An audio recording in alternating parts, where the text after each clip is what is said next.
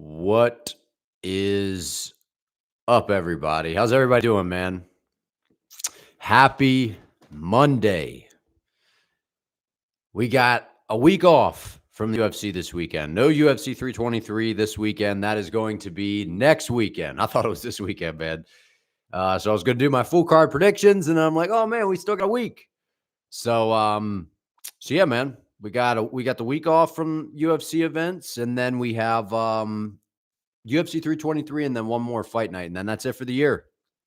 So, and just like that, 2025 coming to an end, man, flying by. So we got some things to discuss, though. We're going to talk a little bit UFC Qatar. I did a recap on that. So make sure you check that out. And then also dropped a video yesterday talking about Khamzat and Garry. So we'll talk about that a little bit more in this live.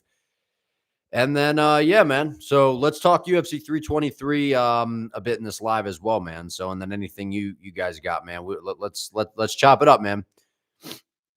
UFC 323 is a banger, even though it's not the best pay-per-view of the year. Hey, man, what's up, man? How you doing? And yeah, 100%, man. I actually think it's a very good card. I was just looking at it, and top to bottom, good card. Good prelims, nice main event fights, a lot of competitive fights too. A lot of bangers on the card, man. Hopefully we get a bunch of finishes again, dude. UFC Qatar was crazy, dude. Out of all the fights, I think we only had like 3 decisions. So that's pretty impressive. What's up, Lahib? How you doing, man? What's up, Ashtray? How you doing, man? Yeah, 323, 2 champs, 4 former champs. I didn't count all those the former champs, man. That's impressive. That's impressive stuff. I know we got Jan Blachowicz is back. I'm excited about that against Bogdan Guskov. So I'll pull up the card actually because I got it pulled up right now in Tapology because the UFC did not they're always bad about updating their website, but yeah, man, look at this card, dude. They got this is a pretty good card. We got main event Jan and Merab 2, Pantoja Van. I mean, main and co-mains are amazing. Henry Cejudo versus Peyton Talbot. I don't know what Peyton Talbot did to deserve a top 10 guy right away like that. And Henry Cejudo. I mean, Peyton Talbot's very talented, showed good improvements in his last fight, but Dana White privilege at its finest, man. Getting an opportunity like that against Cejudo. So Jan Blachowicz, Bogdan Guskov, super excited for that fight, man. Listen, Jan Blachowicz, he's been in a lot of close fights recently, man. He's been in some close fights, man. He was out there against, who was Jan? Pereira, Carlos Olberg, Magomed Ankalaev. I mean, with some of the best guys in the weight class, Jan has been going tooth and nail with those guys, man. So I don't know, man. I feel like Jan Blachowicz is probably, I don't know, man. I'm not gonna say my predictions on here, but I've actually already said who I think is gonna win this fight, and yeah, I think Jan Blachowicz is gonna win this one, man. I like Jan a lot. And then this fight right here is crazy, right here. Brandon Moreno, Tatsuro Taira. That's a high level fight, man. It's a high level fight. You know, Brandon Moreno, solid boxing, well rounded, one of the best flyweights we've had. Honestly, I think he's right up there. And, Tatsuro Taira at 17-1. Very, very good. Very game. Coming off a nice win over Park. But again, I mean, it wasn't his fault. It was supposed to be, I forget who it was that Taira was supposed to be fighting. Oh, Amir Albazi. And then he pulled out. So, and I think Taira would have won that fight too. So either way, big win for Taira. Again, that loss, I think it was to Brandon Royval, right? So I don't know, because I think styles make fights, man. And Brandon Moreno's got a good ground game, but Taira's striking has improved. It's crazy that he's only like almost 26 years old, man. So he's got a lot of fights out of him on my left, I think. And then Brandon Moreno's kind of on the, I don't want to say he's not on like the decline or anything, but he's been around for a while, man. Brandon Moreno's been at the top of the food chain. So this is a tricky fight, and it's only 3 rounds. It's only a 3-rounder. So, if it was 5 rounds, I feel like that's something that may play into the advantage of Brandon Moreno. But in this situation, this is an interesting fight, man. I don't know who I'm picking yet. I mean, I've been very high on Tatsuro Taira, but obviously we all like Brandon Moreno. So that's a tricky fight. I think that's a tricky fight. If Taira can implement his game, I think he has a lot of success. So I think the ground game of Taira is a problem for just about everybody. Macy Barber, Corinne Silva, decent, right? I think Macy Barber's a little bit overhyped, But Corinne Silva seems like she's, she's starting to stack them up pretty well rounded as well. I think that's a little, I feel like a lot of people are probably going to lean towards Macy in that fight, but I wouldn't be so quick to do that. I think Corinne Silva's a little bit better than what people want to give her credit for. Mansour Abdul Malik, always like watching him fight. Super aggressive, powerful, good wrestling. This should be a layup. I mean, Antonio Trocoli, dude, like, I don't know, man. Like, how are you going to pick Tricoli, honestly, in this fight? I mean, I know he's a big, tall, rangy guy, but this feels like this is being set up for Mansour to go out there and just run him over. So you never know, though. Firas Ziam, Nazim Sadikov. This to me is like how, Bexit and Alexandre was like a fight that everybody was looking forward to on the prelims of the Qatar card. I feel like that's like this fight to a degree. Firas Ziam versus Nazim Sadikov is a freaking banger, man. That is literally one of my favorite fights on this whole card. Amazing fight. Because with Firas Ziam, he's got the, the range, the speed, the kickboxing background, but his takedown defense has gotten better. I know we've seen him in some bad positions, but I don't know, man, because I've been high on both guys. I've been picking both guys in just about all their fights. So going to be weird to have to pick against one of them, man.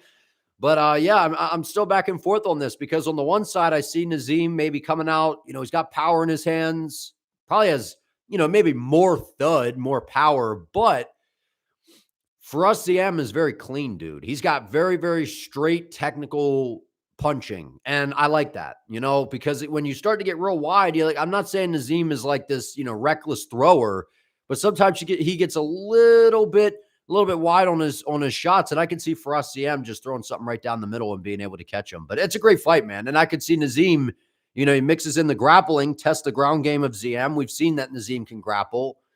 We've also seen Nazim take some big shots before, and I think Firas Ziam is probably a better striker than those guys. So, in terms of the technicalities, at least, he's a long-rangey guy, man, for the weight class. So that's a good fight, man. Grant Dawson, Manuel Torres.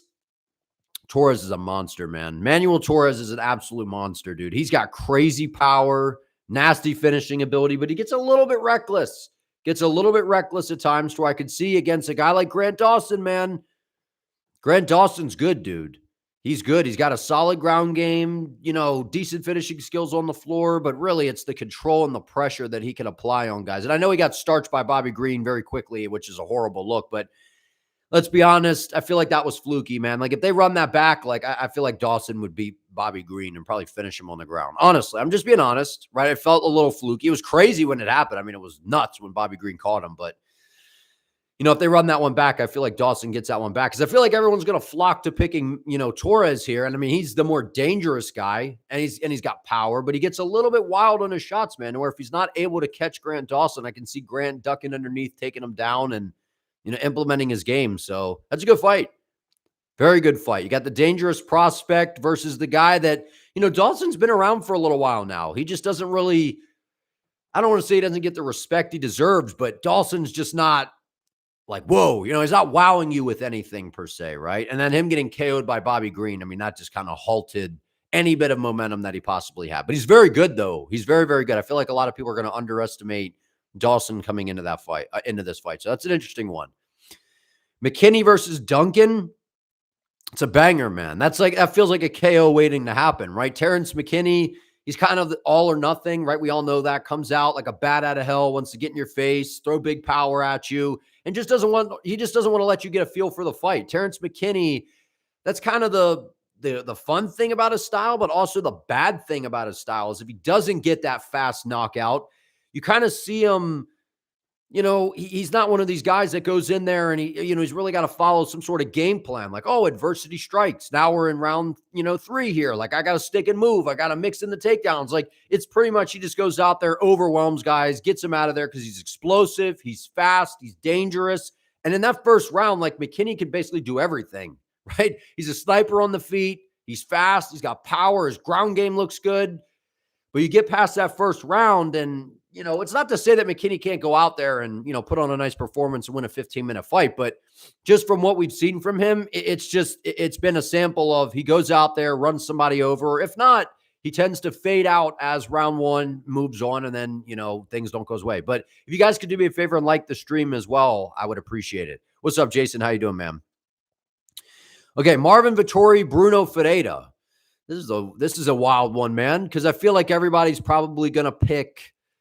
I feel like everybody's probably going to end up picking Bruno Ferreira, but it's weird because Marvin Vettori, he's on kind of the decline, right? And for a guy I think Marvin's like only like 33, which is nuts. He's one of those guys that's like a Whitaker, a Holloway that's just been in the UFC since a very young age, right? And while they're young when it comes to age, they've taken a lot of damage. So while Marvin might be 33, 34 in terms of fighting, I mean, he's like 40. You know what I mean? But at the end of the day, like, he has never been knocked out. But Bruno could possibly crack the chin, man. Like, I don't rule that out of the realm of possibility. But it's hard to pick Marvin in the fight because Bruno is well-rounded. He does have a ground game, switches stance as well, mixes up the shots to the body. He's got big power, but he loads up a lot. And if he's not able to knock out Marvin, Bruno spends a lot of energy throwing these big power shots trying to knock people out to where you could see him almost fading. I could see him fading, especially in the back half of round 2, round 3. And if he gets tired in there against Marvin Vettori, like, even though Marvin isn't very like super technical, doesn't really wow you with anything, doesn't really have much of a danger factor, I could see Bruno beating up on Marvin early, slowing down Marvin, building back into the fight and squeaking out a decision. Like, I could see that. So this is a little bit maybe more interesting of a fight than what people might want to give it credit for. So interesting fight. Barboza, Jalen Turner. It feels like Edson Barboza is towards the end. It just feels like that, right? I mean, he's getting up there. He's been around for forever. That last fight against Jakar Close. I mean, Close is, pretty good. Can put you in a little bit of a pressure-based, fight where, you start to break, you start to get tired, you can land those, dirty boxing shots inside. But Jalen Turner doesn't fight like that, right? Jalen Turner's got a decent ground game, but he also just retired, and now he's coming back, right? It hasn't even been a year, I don't think, right? And, I'm always wondering where a fighter's head is at when all that kind of stuff's going on, right? And he's coming back against Barboza, and it feels like, to me, Jalen Turner's like, just give me a striker, man. Give me a striker. Give me somebody that's going to stand in front of me. We're just going to, have a kickboxing fight.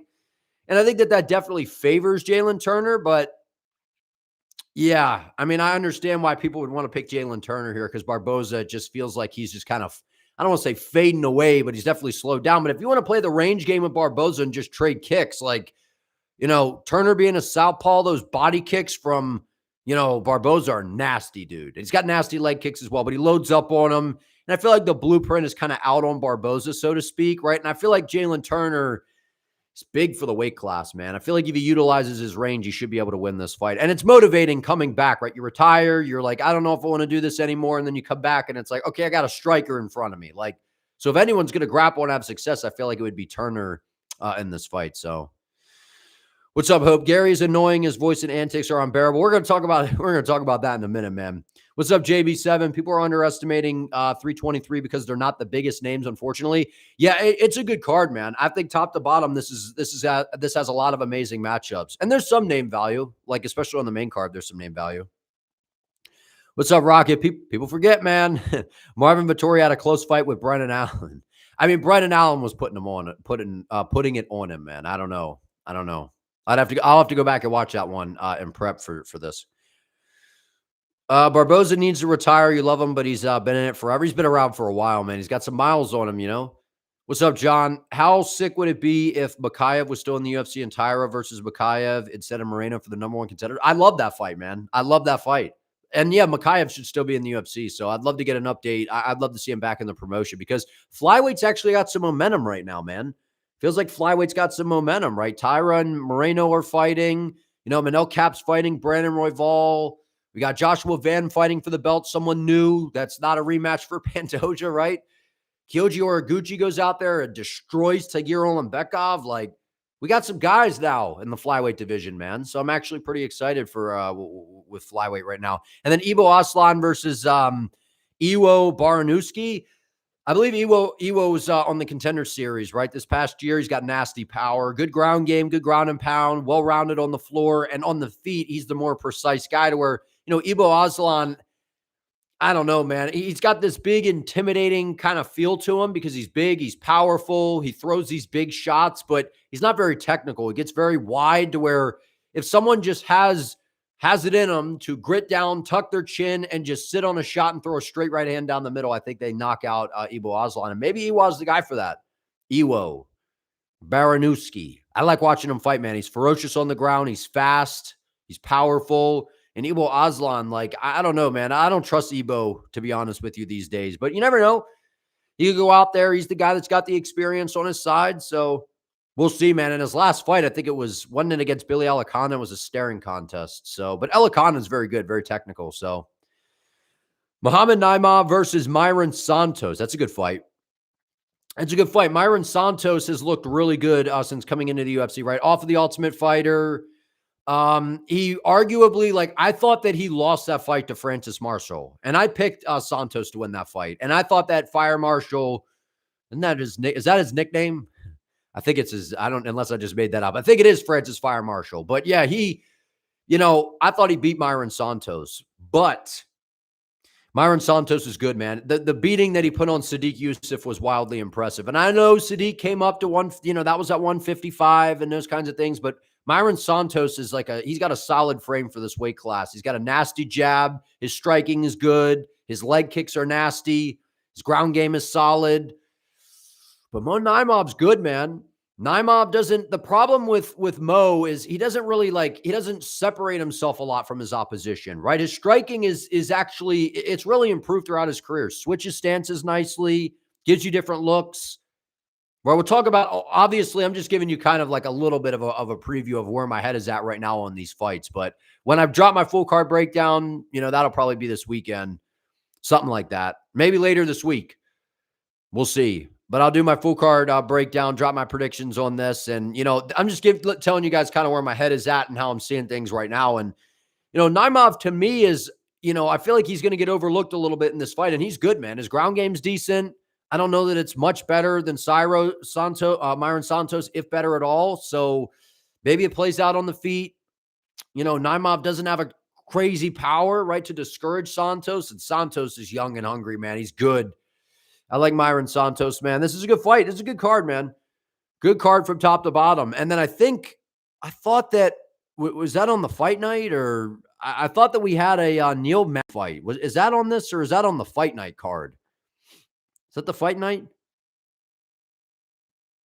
Did you guys see that? Yaroslav Amosov from Bellator is coming over into the UFC. And I don't know what card. I thought he was added to. He was added to the fight night. Okay. That's an interesting fight, man. He's got a very good ground game, very good on the ground. But again, guys making their debuts right in the UFC, it gets a little hairy, man, to trust guys coming into the UFC. But I think Amosov is very, very good. So, yeah, Naimov versus Santos is a very good fight. Yeah, Kyoji Horiguchi at 125 helps a lot, man. He's super fun to watch. And I mean, that just wasn't a win over Tigre. That was a statement, dude. He dominated that fight. That's why I picked him. I couldn't believe he was an underdog. And I like Tigre, but, Kyoji is just different level, brother. The Bam Rodriguez fight. No, I did not. I saw, did you guys see Gable Stevenson go out there and get that nasty KO, dude? He's looking like a problem, man. I think he's going to be in the UFC sooner rather than later. I wouldn't be shocked if they bring him either straight into the UFC or they bring him on the Contender Series just to get him fights, like what they did with Bo Nickel.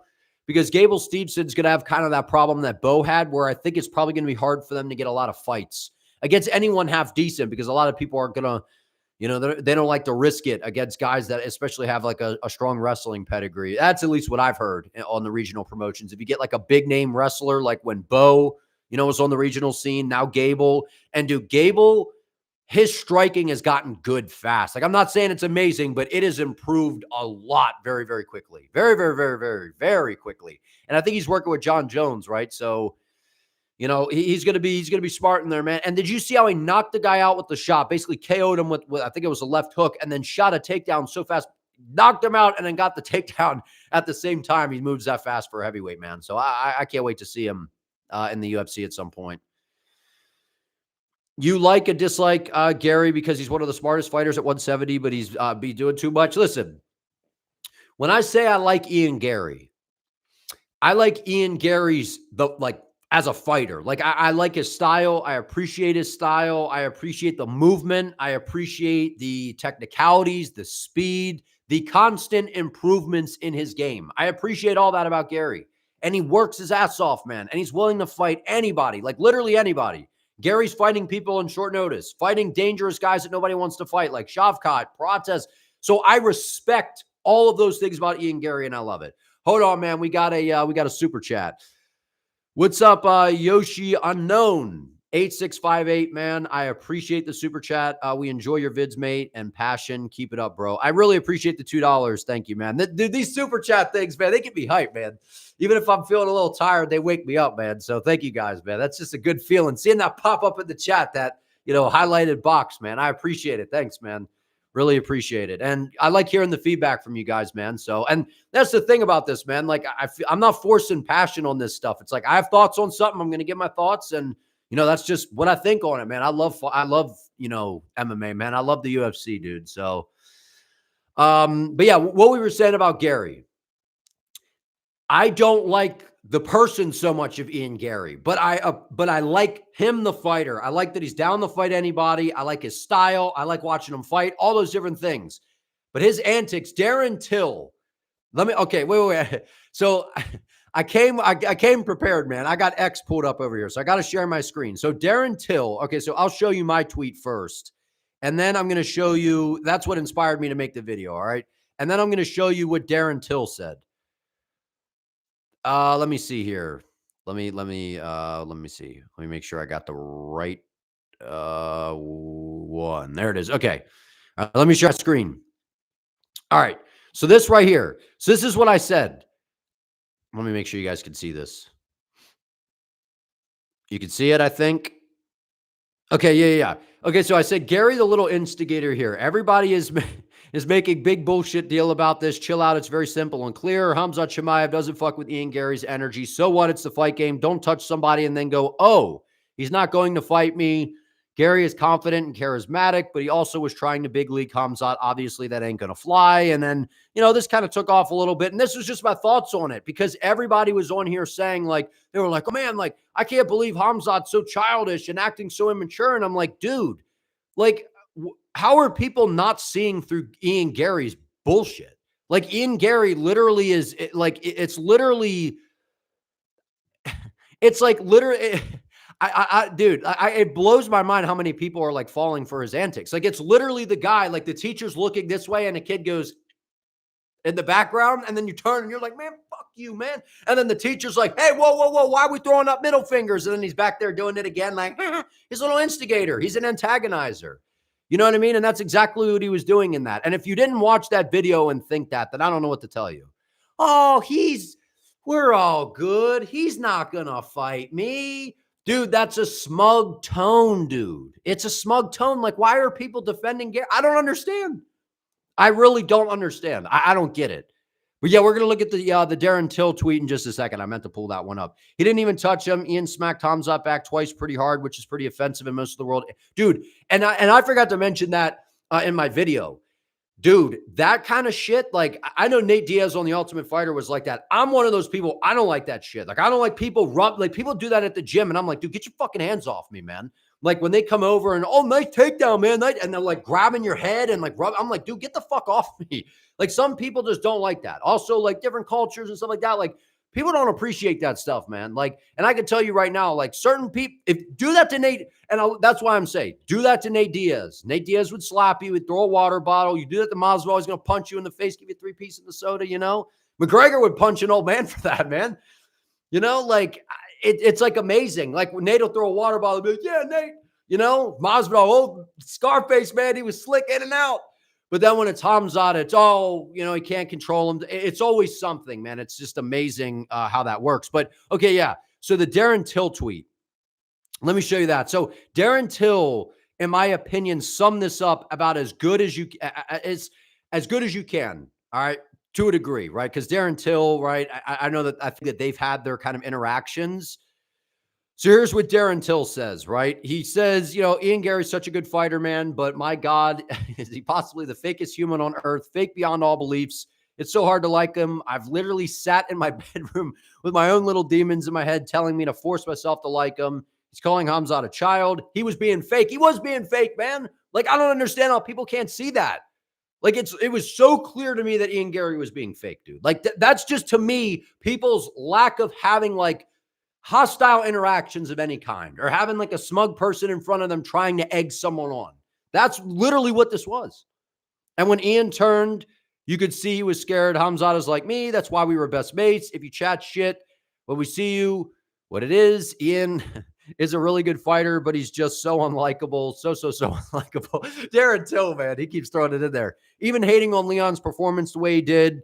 You know, Garry got kicked out of the gym as he did, of course, or others, because I can't read, man. He's a wanker. The grammar's like messing with the wanker. He's like, Gary's so unlikable. He's a wanker at the end of the day. As much as he's a good fighter, and I've tried to support Ian Garry, is just a proper wanker, a fake wanker at that. And I kept laughing, man, because I kept like skimming down and seeing him calling him a wanker and stuff. But dude, like, that's kind of how I feel about Ian Garry. Like, I like Ian Garry, like the fighter in the octagon, like, and I respect the fact that he talks a big game. He's going to build up the fight. He's going to promote himself. He's going to market. I get all those things, man. And I get it. And I like that. And I like that he's willing to fight everybody. So I respect that. But by the same token, this guy, like, he's doing things that are, like, to me, are just like, dude, you're being slimy, man. You know what I'm saying? Like, there's different things that he's doing, and we'll see if anybody else brings it up in the chat, see what you guys have noticed before I mention anything else. There's other things that he does that I'm like, dude, you're literally, like, you're being slimy, man. So that's my take on it. Again, everybody's got their opinions. So great fighter, willing to fight anybody, like I said, and I like his style. I like his kicking game. You know, he's very technical, constantly improving. But at the end of the day, dude, slimy, man. That's my thoughts. Pretty much what Till was saying, pretty much. What's up, Rocco? How you doing, man? Exactly, Jason. He tried to big bro him, man. You know? And how do you think that that's going to go? What's up, Mike? Yeah, passive aggressive. Like, and then the what's wrong? What's wrong? Oh, he's not going to fight me. We're all good, or it's all good. Like, dude. And then did you guys see that clip that resurfaced? Let me see if I can find that, actually. There was a clip that I think Schwick on here, he's got a YouTube. He, like, posts some stuff with, like, Khamzat wrestling. And I think, yeah, I saved it. Okay, yeah, I did save it. I don't know if the audio is going to come through, though, because I don't have it. Let me turn up the volume. You guys might be able to hear it. But so Schwick posted this. Wait, so he dug this clip up. Let me show you guys this. Let me show you this clip. Let me show you this clip here. All right. Tell you a funny story about Khamzat. We got in the elevator, and me and my wife were standing there, pressed the button, doors open, Khamzat and his missus. I'd love to have a fight here. I'd love to just swing hands at Khamzat in the middle of an elevator. I'd love it. Ooh, you're hard, showing off. The stories are doing fucking cool. And my missus like that, looking at me like her eyes popped out of her fucking skull. And she's like, do it. Like, have a fight with him. And I'm like, my fucking like, in my head, I'm like, my teammate's about to fucking fight him tomorrow. I'm not fucking ruining that. Also, there's two fucking women in here. Me and him are going to go to the death if we fight in an elevator.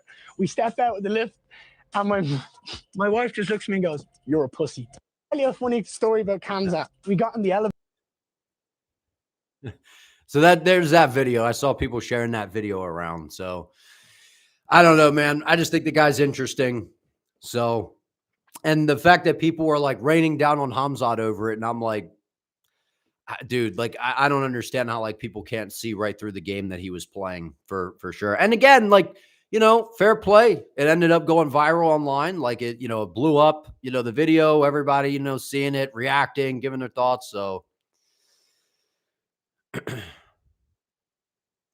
Ian is very slimy and fake. You hope Bilal slime him out with you. Dude, Bilal Muhammad, actually, I watched that fight back this morning. He actually was landing a lot of good shots with the hands, man. His boxing was starting to get to Garry a little bit, but yeah.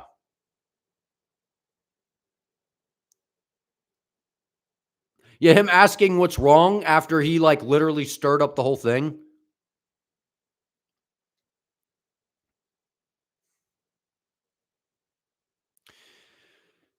You want to see Jack versus Shavkat? That's a good fight. I like that fight. That's a good fight.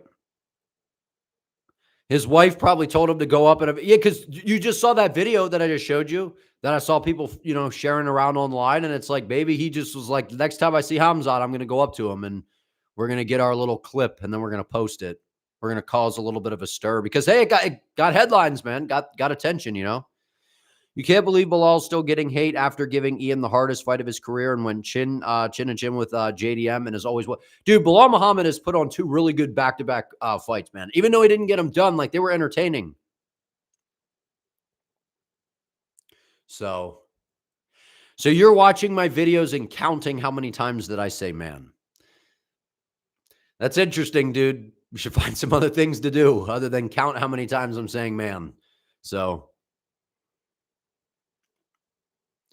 I don't know why more guys don't use steel tie elevators. Joe Rogan. Yeah, Joe Rogan's going to start talking. That's funny, dude. Because Joe Rogan about the steel tie cups, dude, is crazy, man. Which, by the way, I got to get one of those because Rogan kept talking about it. And he is right, dude. Those things are they're well made for sure, man. They're like sturdy, strong.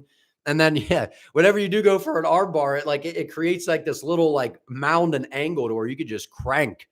So he has a point, but he always has to bring that thing up, man. He loves talking about that tie cup.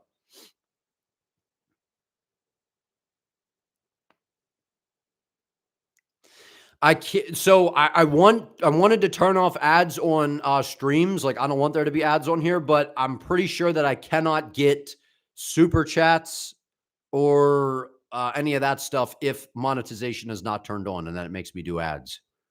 So unless I'm doing that wrong, that's what's happening. So that's my understanding, unless I'm understanding it wrong. It was the fact that if you turn on monetization, you have to turn on monetization in order to receive super chats. And then if you turn it off, you can't get them. And then, yeah, the ads don't play. So I don't know. I don't know, man. I don't know. So I'll have to check that out. Make sure I'm not misunderstanding that. Why featherweight division not moving? I don't know, man. I do not know. I am not sure. Yeah, I'm not sure. I gotta check myself on that because that's my understanding. Maybe I'm missing something and I'm wrong. But why featherweight division's not moving? I don't know, man. I know that they're trying to get Volkanovski, hopefully to fight early next year is kind of what I think is probably what's going to happen. Right? He's been out since it's almost a year. So actually, let me look that up because I know Volkanovski fought. What was it? 314. He fought at UFC 314 against Diego Lopez, and then we have not seen him since. We even saw Diego Lopez come back and fight. So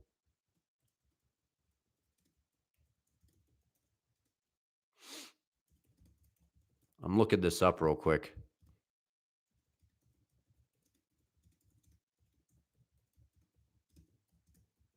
But I'd like to see Volkanovski versus like Mobsar or Lerone Murphy or something. Yeah, so it's saying here, no, you cannot receive super chats if monetization is turned off on your stream, and which means no ads or something. Yeah, I don't know, man. So what's up, Mac Hash? How you doing, man? Waldo has been on a grind, man. He's been on an absolute grind. Absolute grind, man. And you know what? Stepping in on short notice, doing all the different things that he's done, like I wouldn't hate it if he gets the next title shot. Or, because he wants to fight again this year. I don't know how many other heavyweights are going to be available. I feel like him versus Alexander Volkov is a really interesting fight. We need to turn all UFC events to midday instead of late at night for us viewers. You love the Abu Dhabi cards. Dude, I get it because different parts of the world, they're going to watch at different times. So I like how everybody gets a little bit of the love to where it's during the day for some people, at night, like mixing it up or whatever. But I don't know. So since we got Rich Arman in here, man, I think that, man.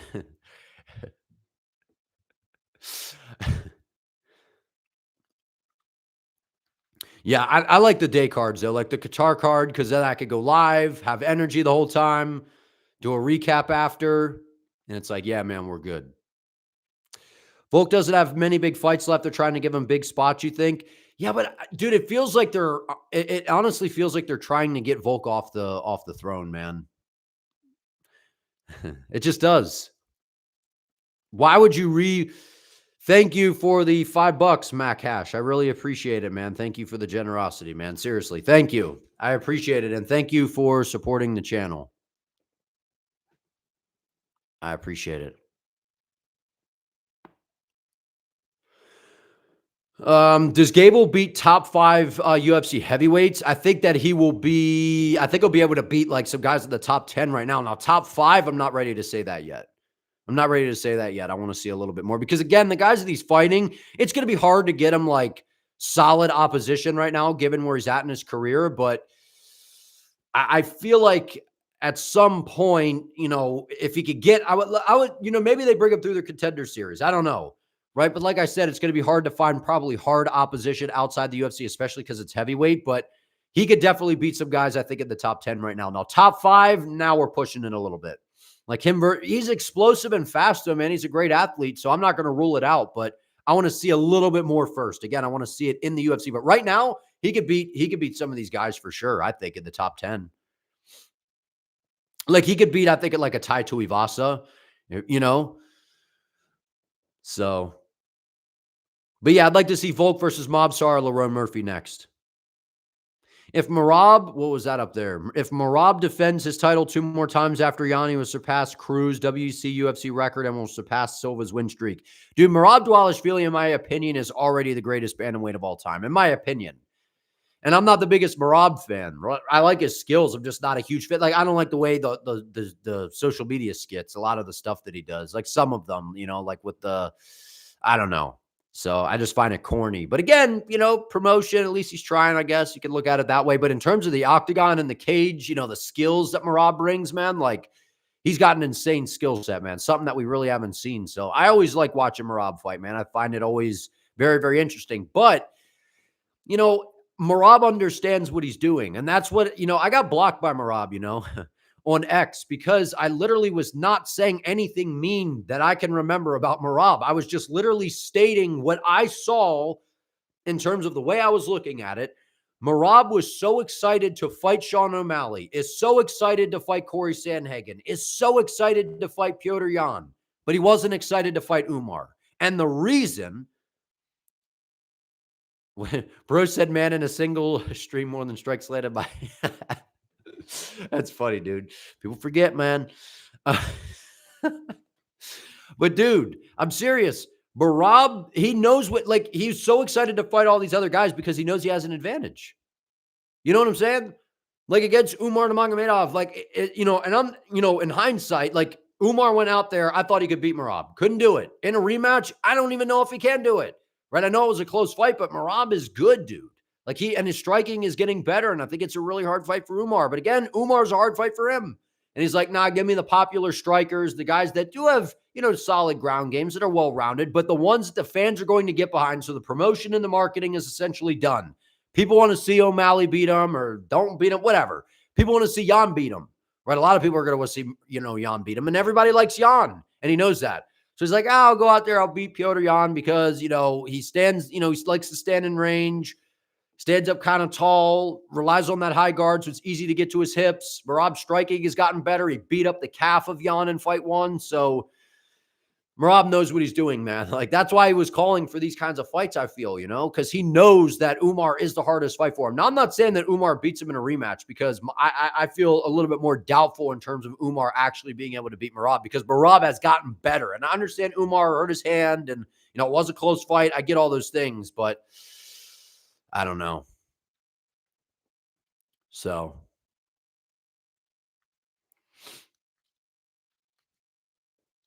but people forget, man.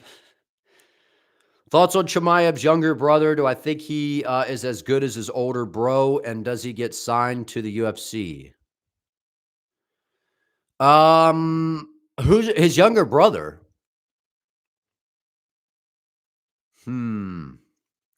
The end of the Ricky Simone fight proves there is something biologically different about Merab. Oh, Glenn Chimaev. Glenn Chimaev. Yeah, I saw the who started all that. The one guy on X on Twitter or whatever. He starts doing that, calling people Glenn Poirier, and that whole thing went around. He calls people Glenn and then a fighter's last name, and then everybody runs with it.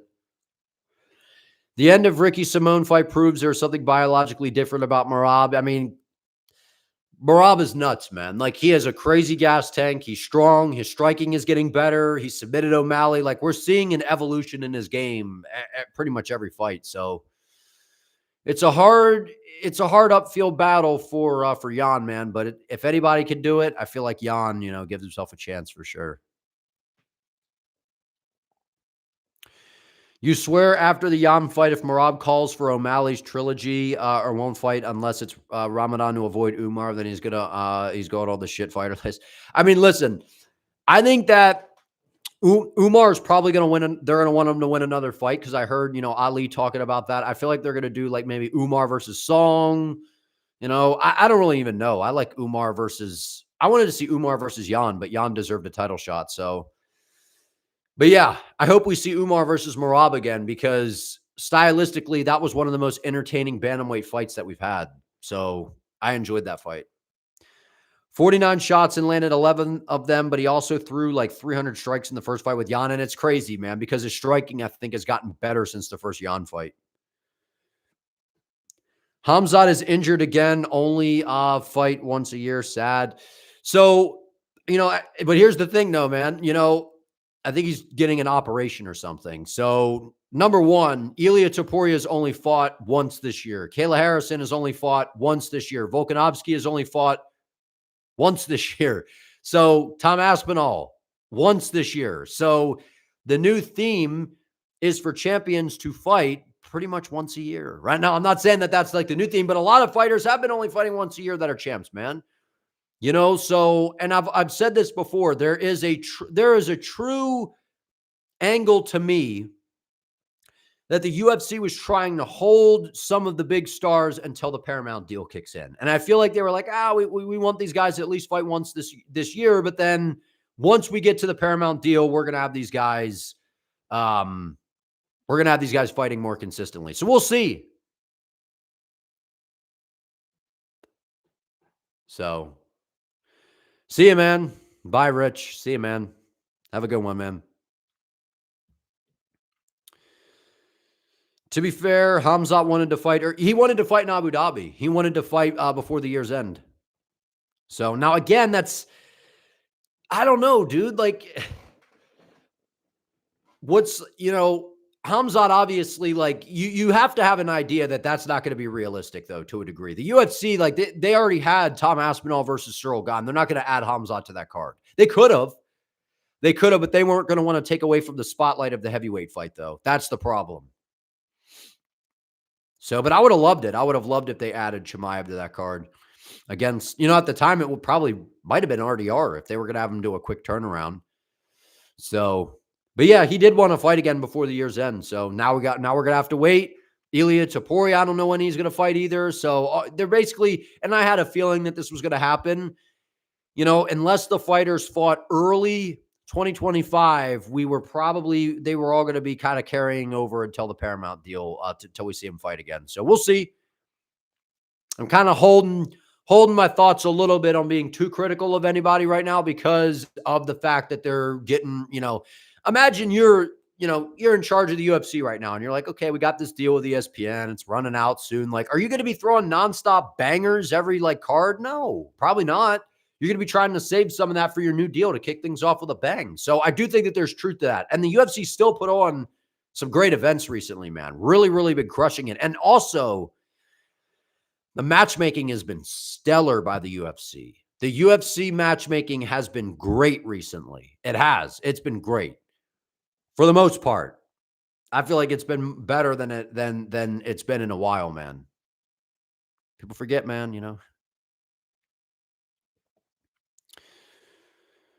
Yeah, Rich is mad because he's got Arman, man, in his name. Arman. Women's bantamweight is at a standstill, like Kayla hasn't fought. So here's the issue as well with Kayla. She has to cut so much damn weight that you're not getting her fighting more than twice a year. Like you're probably going to get Kayla Harrison like once a year, unless she fights super early in the year and then at the end, because the amount of weight that she has to cut in order to make the weight is insane, dude. Absolutely insane. So that is devastating on her body. And I know that other people, cut a lot of weight, especially in, like RDR, But at the end of the day, like Harrison's cutting a lot of weight, man. She is. So people forget, man. Rich Arman has Storm. Yeah. Either Tom versus Gone 2 is 324, or their wait till January for Ilia versus Arman. Yeah, I really like. I want to see Tom and Gone right away, man. We need to get that fight. We need to get that fight taken care of. I want to move on. I want to have the division moving on, and it's like either Gone goes out there, pulls off the upset, or Aspinall is that good, gets the victory, and now we can start moving ahead. So we'll see. Yeah, Arman is the hardest fight at Toporia's career at 55, at least, for sure. They're different puzzles, so I would say stylistically, he's his hardest fight so far. Charles versus Max, BMF prediction, I would probably lean Holloway. I feel like Holloway's a really disastrous fight for Charles. Brother, one thing should get prioritized by matchmakers right now, and that is bringing that transparency in the division, so both Ilia and Islam should fight top guys from their division, Ian and Arman. I agree. 100%, Hawk. I agree. 100%. And I feel like those are the fights that are going to be booked next. But I don't know, though. That's the issue, is I don't know. Because right now, I mean, hey, listen, Ian Garry's liable to piss the UFC off. And then they're just like, man, we're just going to make this guy fight another fight just because. So I don't know, though. I think that they do appreciate Garry because he's willing to fight anybody. And he takes fights, left and right. So, and it is a pretty, it's an interesting fight with him and Islam. But at the end of the day, I just think Islam's game is levels above everybody, especially when it comes to the ground. So, but Morales got a KO over Brady, which is crazy impressive, right? Which is a finish in the first round. Protest KOing Edwards in round 2. I mean, but again, Garry beat Protest. So it's all on how you look at it. But yeah, based on the work that's been put in, I think Garry should get the shot and Arman should definitely get the shot. But I could very much see them doing Ilia versus Patty, man. I won't be shocked. I won't be shocked because the UFC knows that there's a good chance that Patty could lose to one of those top guys. And they want that fight because the beef is there, the storyline, the, promotion material, it's all there. Should RDR stick to middleweight or move to light heavyweight? Interesting question. Because here's the issue, right? Because I've thought about that before. At light heavyweight, I don't think RDR does well in the UFC light heavyweight division. I don't think so. I think he gets knocked out by a lot of those guys. Like a lot of those guys, they hit really hard. RDR striking isn't good. And is his ground game good enough to get all those guys down? Like maybe it is. Maybe he does decent, but I don't know, because middleweight's loaded as well. So that's an interesting question, man, because I know in terms of cutting the weight, like he's a big guy already. Like it feels like maybe he would perform better at light heavyweight, but like imagine him in there against like Jan Blachowicz. Imagine him in there against, Carlos Ulberg, some of these other guys like Yuri, Poatan. Like I just don't think it would be good for RDR. But again, middleweight's stacked as well. It might be interesting, him not draining himself. What's my favorite MMA meme of all time? Mine's got it. Yours got to be when Cejudo asked Khabib who's the greatest combat athlete, and Khabib said Daniel Cormier. That should be. I know, man. I think Daniel Cormier is a top fighter of all time. But in terms of memes, like I don't know. I really like Islam with the housekeeping. Housekeeping. That was funny, dude. That was funny. 2-3 years Dagestan and forget is good. We've had some good ones, man. We've had some very good ones in terms of like meme-like material, I guess. Who do I want to win, Ilia or Arman? It's not a matter of who I want to win. It's a matter of I just think that that's the best fight at lightweight for sure, without question. And now I think that that is one of the best and biggest fights in the UFC right now. Prime on prime. I'm a fan of both guys. So it's not really a matter of, there's not really someone that I'm like, I want to win that fight. But I will say this. I do favor Ilia. I think Ilia is, his striking is next level, man. The boxing's sensational. He's got the lower center of gravity. It's not a good look getting taken down by Bryce Mitchell, but at the end of the day, he was able to get back up. He was able to drop Bryce Mitchell and sub him. Like we've seen him, against Charles Oliveira on the ground. Like Ilia, I've been saying, has got a very underappreciated ground game, dude. So I favor Ilia to win the fight, but Arman is the greatest threat to him at lightweight. And I've been saying that. That's why I want that fight. I want to see Ilia tested by the best, man, because that's how you also build the best resume. And I believe that Ilia is going to be one of the greatest fighters we've had, man. So, and adding names like that to your resume, guys in their prime, like Arman, like that's a big deal, man. And then if Arman could go out there and pull it off, that'd be huge, dude, you know? But if you guys could do me a favor and like the stream as well, I would appreciate it. UFC would love to have a fight like Ian versus Islam because that Ireland versus Dagestan angle will come into play, and Gane versus Aspinall probably will get booked for the March UFC UK card. That's true. Yeah, there's the narrative. I mean, people are saying, "Oh, the biggest fight since Conor and Habib." Dude, it's not like that, man. It's not nearly as big as that. Now it's exciting. I get all that. Like we got, a guy that talks a lot that's from Ireland, and I get it, but it's not even going to have it's not even close to that kind of magnitude. Now, skill-wise, the argument is there to say that it is a more skilled overall fight. I would take that argument, like saying that Islam versus Ian Garry, like the more MMA skills that we're going to see on display, like Ian's more dynamic than McGregor. Like I'd take that argument, but it's not the magnitude of Habib and McGregor, dude. I don't even know if we'll ever see that again. That was crazy having a fight like that, man. That was big time, dude. That was like dude, people forget, man, that fight, that was crazy, dude. Lines were being crossed. The stuff with McGregor throwing the dolly through the window, like that was like dude, like down the line, when you tell people about that, it sounds like fiction. Like if people don't watch the UFC and they know nothing about it and you just tell them like all the stuff that happened, they'll be like, dude, you're lying. You're making shit up, dude. It's like, no, this is all the stuff that happened. Dude rode up on a jet, came up to Brooklyn, threw a dolly through the window and injured a bunch of people. And dude, that was nuts, man. That whole thing was crazy. Absolutely crazy. And then Habib hopping the fence and John Anik on the broadcast. Oh, he's going right after Dylan Dennis. Mayhem. That call by John Anik is underrated as well. So that was craziness, dude. Absolutely crazy. What's up, Joe? Did I drop my predictions for 323 yet? Not yet, man. Probably the end of the week or over the weekend. So 323, I almost got tripped up, man. I was like, dude, I almost forgot to do a video. And then I remembered, I'm like, oh, it's next weekend. So it's not this weekend. So yeah. So I usually put my my videos out about a week before the fight. I understand, earlier and, it gives people more time to, see your predictions and stuff. But the issue is that's too much time in between to where fights are liable to get canceled or something happens. And so I like to do about around a week out, like Friday at the soonest, Friday, like the week before. So usually I like to do Sunday just in case, because we usually see that's usually where a lot of the fights start to fizzle out is the end of the week before that. So stay tuned though. Stay tuned. Morales is the bigger threat for Islam, but Garry is definitely the harder fight. I don't know how to explain it.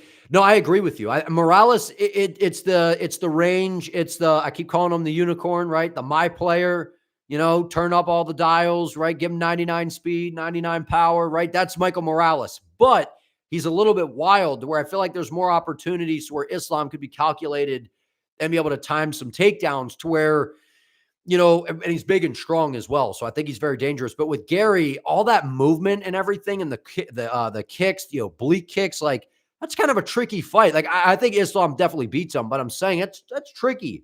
It's actually a tricky fight. So yeah, John Anik's the play-by-play guy. Yeah, for sure. After UFC 323, you think Merab versus Pantoja super fight needs to happen? I mean, both of them got to win first. And then, I mean, Pantoja hasn't sound like he's, been super enthused to move up and fight Merab. I know it seems like his interviews recently, he's got a little bit more confidence, moving up there. But at first it seemed like Pantoja was not super confident about moving up to bantamweight. Now, again, if you really think about that fight, like how is Pantoja going to beat Merab? Like, what Pantoja utilizes at flyweight, he's not really going to be able to get away with per se against Merab. Now, I would say that Pantoja's, submission game, sure, if he could get to his, jiu-jitsu and kind of play that game, like, of course, maybe he could find a submission there. But I don't know, man. Like, Merab is way stronger. He hits harder. He basically does the same things Pantoja does, but probably even a little bit better, other than the fact that Pantoja has a better submission arsenal. We all get that.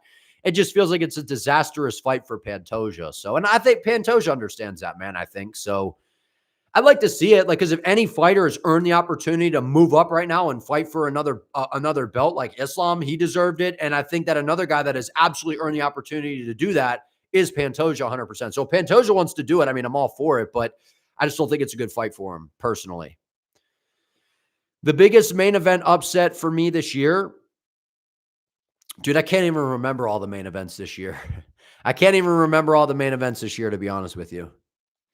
So I remember a big main event upset was Strickland beating Adesanya. So I remember that one. But I feel like a lot of the main events, haven't they all kind of played out to what people were pretty much anticipating? I feel like a lot of the Walker versus Zhang Mingyang, that one did surprise me a little bit there too. That felt like they were feeding Johnny Walker to just get KO'd. So yeah, that's a good one. I forgot about that one. See, there's so many fights in the year, man. It used to just be like, if it was a numbered event, I could remember all the pay-per-views and everything. But now there's so many events, I can't remember, man. All of them. It would not be on that Conor versus Khabib level, but Ian Garry can get under Islam's skin. Also, stylistically, that matchup is fire. Potentially, Shavkat and Ian would be the toughest challenge for Islam. So I think that they're definitely tough challenges. So they present different, challenges towards Islam. So I'm very intrigued by them. I don't know that Ian would get under Islam's skin, though. I don't know that he would get under his skin. I think Islam's sense of humor and just kind of how he is as a person, I don't know that Ian would really get under his skin. The only way that I feel like he would really get under Islam's skin is if he went out of bounds with the trash talk like McGregor did. That's a lot of the reason. I mean, McGregor is just McGregor, and he just, is a menace and, plays his own game. And, always, it's no holds barred with Conor McGregor. He's going to bring everything up. He's going to do his research on everybody, and he crossed lines. And I didn't like that, right? I don't think you don't need to do that, obviously. In my opinion, to build up a fight, that doesn't make me, oh, well, now I really got to see it. Like, there's other ways that, you can build a fight, man. So I don't like when guys cross lines like that, man. When you start bringing up religion and all that stuff like that, that's way out of bounds. But that's what Conor does, man. He understands how to get under people's skin, and he understands that Khabib was a hard guy to get under the skin of. So Conor, just being the guy that he is, I think that's why Conor took things so far. One, because he's a nut, but also that's I think was the game of Conor as well, to try to get under Khabib's skin, because Khabib was never really rattled by anything. So the only way I would see Garry getting under his skin would be by crossing lines pretty much, which I don't think Garry would do that. And if Garry did do that, then, I mean, how low would that be? Because Garry, remember, he's Mr. Nice Guy, right? It's just it's all business, man, so.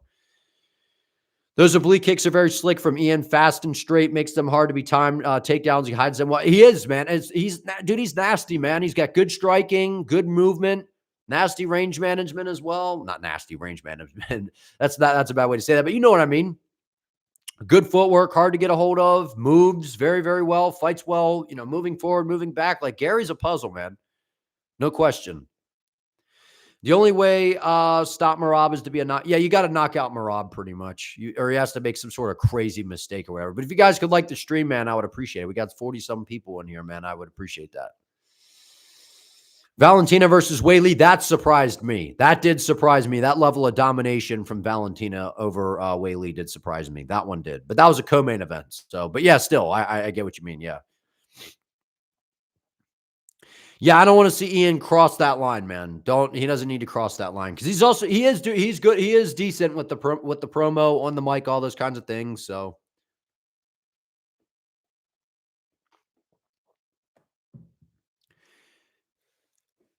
Dustin made Islam mad by calling him an MFer. Yeah, I remember that. I don't think it really got under his skin, though. It just kind of ticked him off. Getting under someone's skin, to me, like everything, like it's not so much like you saying something about him. It's like like Conor mastered the art of that. Like, it was the perfect example to me was the Jose Aldo buildup.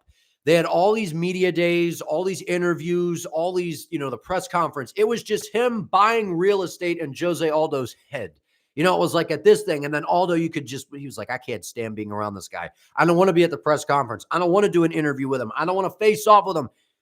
I don't get that from like Islam, right? Like just because you say one thing and you get irritated, whatever, that's like, yeah, in the moment.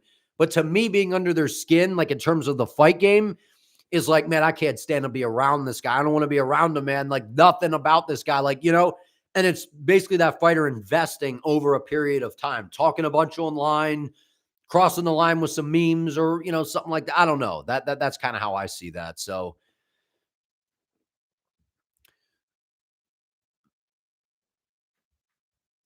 Artem got under Habib's skin and then he slapped him in front of him. Yeah, I remember that. And then that's what I think sparked the whole Dolly thing, right? And isn't that why McGregor showed up and did all that? Tom clearly struggles a little more a heavyweight that moves well, 100%, man.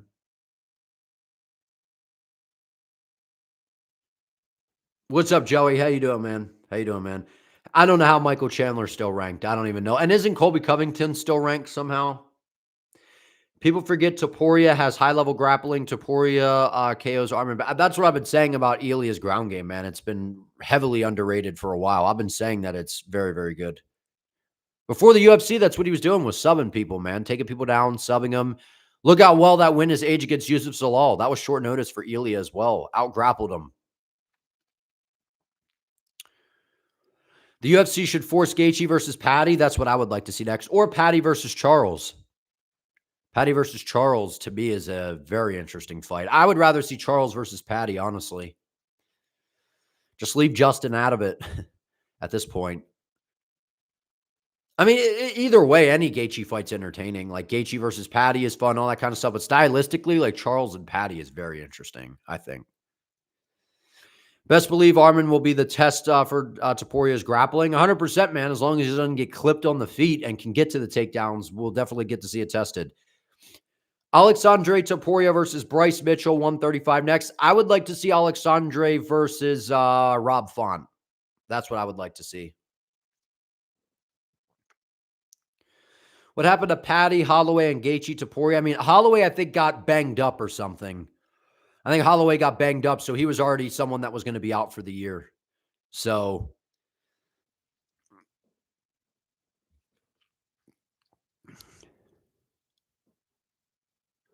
okay, we're back. I don't know what happened with the stream there. It like disconnected or something.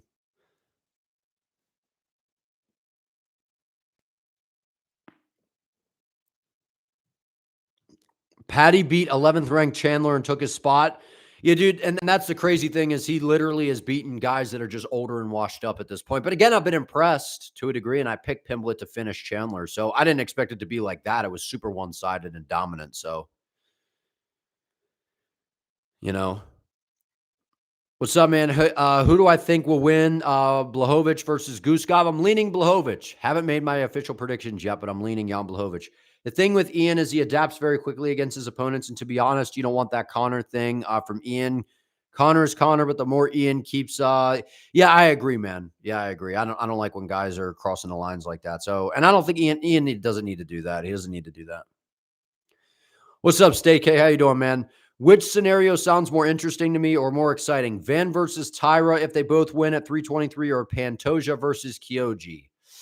I like Pantoja versus Kyoji, to be honest. Either or. I mean, we got two young guys there. That'd be Van and Tyra. That's very fun as well.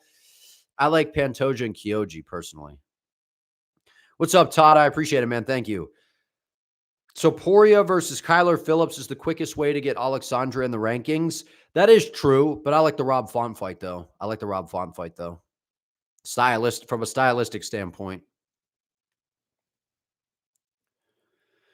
Feed Albazi to Kyoji. I think Kyoji would beat Albazi. But I don't know, man. I feel like he should. Kyoji doesn't even need to go through the gauntlet. He's been around for so long anyway. In your opinion, Arman's takedowns didn't look any impressive in the Hooker fight. Hooker just gave position with guillotines in both rounds. I mean, yeah, he was kind of just throwing for Hail Marys, man, because I think he knew he was outmatched in that fight. So he was taking some chances. What's up, Jack? How you doing, man? As a Merab fan, you kind of want Jan to win because the division sucks right now. I mean, if Piotr Jan wins, it would be great for the division because Merab's basically cleaned the whole thing out. So, but I don't know. It's a steep hill for Jan, man. Not impossible, but we'll talk about it more this week because I'm going to drop a video on it this week talking about Merab and Jan. So, and then my full card, I said this earlier in the stream, end of the week or this weekend, probably this weekend. So, because we're well over a week out. And I hope none of the fights fall off, but we normally end up having a fight or change or something like that. So I don't like to do the predictions way too early. No, I didn't hear anything about why Kara France was removed from the rankings. I didn't see anything on that. Yeah, Jake Paul, man. Yeah, if he doesn't get knocked out by Joshua, that'll be, very interesting for sure. Very interesting for sure. What's up, Pick'em? How you doing, man? I appreciate it, Todd. We're trying out here, man. We're trying, man. Even if Arman takes Topuria down, Topuria is going to threaten submissions, but Arman is physically stronger. I mean, he's physically stronger, but if you got technique, man, Arman and Ilia's got to be next, 100%, man. That's what I'm campaigning for, dude. Like, look, I understand the Paddy Pimblett fight is big, but, and I feel like the UFC is going to try to book that because if they don't do it now, then they're probably going to lose it forever. But, I mean, Arman and Ilia is the fight that I definitely want to see. And I feel like if you're a true fight fan, that should be the one that you want to see, man. So, two guys in the primes of their careers, right? Arman is on a crazy win streak, basically outside of losing to Islam and the robbery. I thought it was a robbery against Gamrot. He's literally on a crazy win streak. And he beat Charles, which I know it was a close fight, but who wouldn't want to see Arman versus Ilia right now? And the buildup is there. They don't particularly like each other. It's a good fight, man. I appreciate it, Lahib, man. We're trying out here, man. Pantoja, when he's on your back, is nasty. That rear naked choke is how I see him subbing Van again. And hey, man, and that's the crazy thing is I've been picking Pantoja and I've been like rear naked choke, rear naked choke. Like round 2 and 3 is like Pantoja rear naked choke time. That seems what it's been. So I don't know, man. I haven't made my picks yet because I'm still doing some more research before I lock my picks in. Yeah, I'd like to see Volkanovski back early 2026 for sure. Versus either Mobstar or Lerone Murphy. So if Tyra beats Moreno, the UFC needs to go back to Japan soon. They've got 4 flyweights. I think they will. A couple more, man, and then I'm going to roll out of here, man. But if you guys did not see my video talking about the Khamzat and Ian thing, do me a favor and check that out. Because I can't believe how many people I think are just completely misreading the situation. So, who's a bigger threat for Volkanovski stylistically, Mobstar or Murphy? I don't know.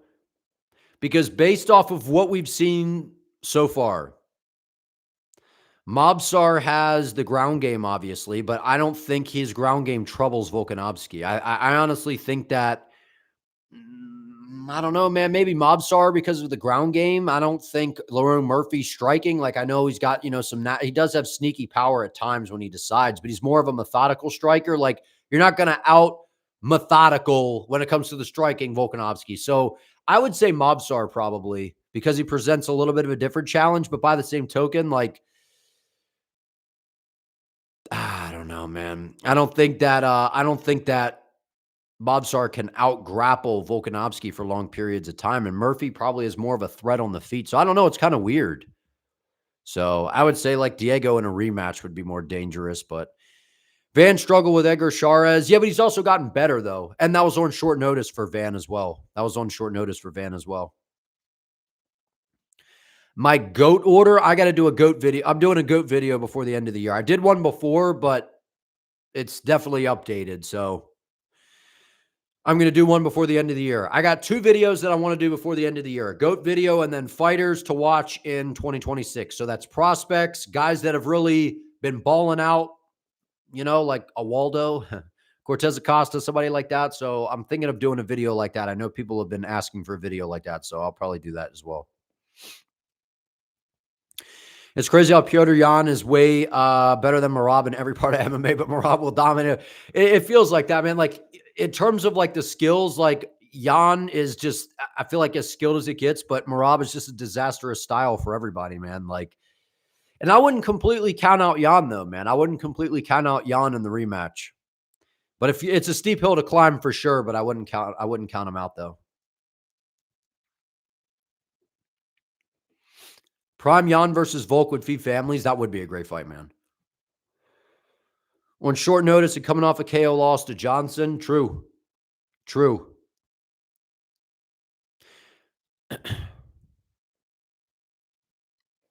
You don't see the UFC offering any other than Arman? I mean, I don't know, man. They might try to go Patty. I feel like they're going to try to do that fight, dude. I really feel like they're going to try to do that fight.